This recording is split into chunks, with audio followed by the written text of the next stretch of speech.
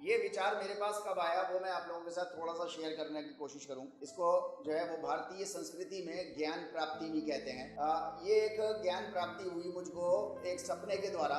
उसमें जो है वो सपने में मैं अपने बड़े भाई के साथ, हमारे बड़े भाई जो है वो अमेरिका में है पिछले करीब 30-32 सालों से, तो उनके साथ मैं किसी एक ऊंची पहाड़ी के ऊपर खड़ा हुआ। वहां से जो है वो हमारे पीछे कुछ नहीं है, अंधेरा है, कुछ भी नहीं दिखाई दे रहा है, लेकिन आगे जो है वो रोशनी रोशनी दिखाई दे रही है। चारों तरफ जो है वो बिल्डिंग्स ही बिल्डिंग्स नजर आ रही है। मैं अपने बड़े भाई से पूछ रहा हूँ उस सपने में कि ये सामने क्या है, तो उन्होंने कहा कि ये सामने जो है ये पूरी दुनिया है। पीछे क्या है? पीछे तो कुछ नहीं दिखाई दे रहा। तो उन्होंने कहा कि पीछे जो है वो कुछ नहीं है, हम दुनिया के एंड पे खड़े हुए हैं, हम दुनिया के शुरू में खड़े हैं, सामने हमारे पूरी दुनिया नजर आ रही है इसमें। तो उसमें जो है वो दो बहुत ऊंची मीनारें, दो जो है वो उसमें से बहुत खूबसूरत। मैंने उनसे पूछा भाई से कि ये दो क्या हैं, तो उन्होंने कहा कि ये जो सीधे हाथ पर है ये अमेरिका है, ये उल्टे हाथ पे क्या है, ये हिंदुस्तान है। अभी उन्होंने ये हिंदुस्तान बोला ही था, इतने में वो जो अमेरिका वाली बिल्डिंग थी उससे एक लाइट निकली बहुत तेज, पूरी दुनिया को चकाचौंध कर देने वाली। अच्छा, वो एक लाइट निकल करके और उसने ट्रेवल करना शुरू किया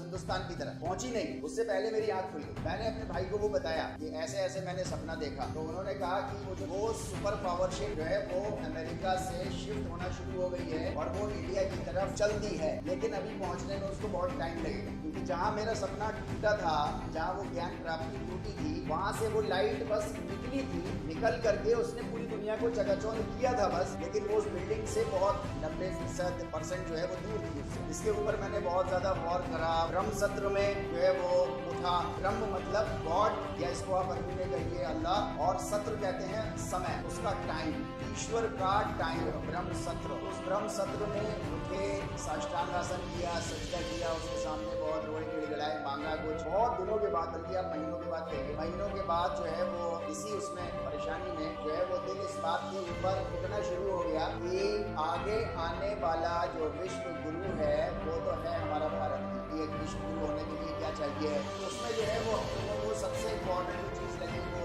योग के ऊपर जो है वो मेरा ध्यान आकर के टिक गया, क्योंकि ये भारतीय संस्कृति का आप जो समझ लीजिए, मैं इसको मानता हूँ कि ये दिल की हड्डी है, भारत की लिसान है, भारत की जुबान है, भारत की भाषा है, और ये भारतीय संस्कृति है। आज का जो योग है, मैं उस योग की बात नहीं कर रहा। जब हम लोग योग कहते हैं तो उसका मतलब हम लोग समझते हैं कमर्शियलाइज की योग, आसन, प्राणायाम। लोग एक डिटेल्ड स्टडी करेंगे कि असल योग है क्या, और हम भारतीय किस तरीके से जो है वो इसके ऊपर आ करके फिर हम विश्व गुरु आगे को हम बन सकते हैं।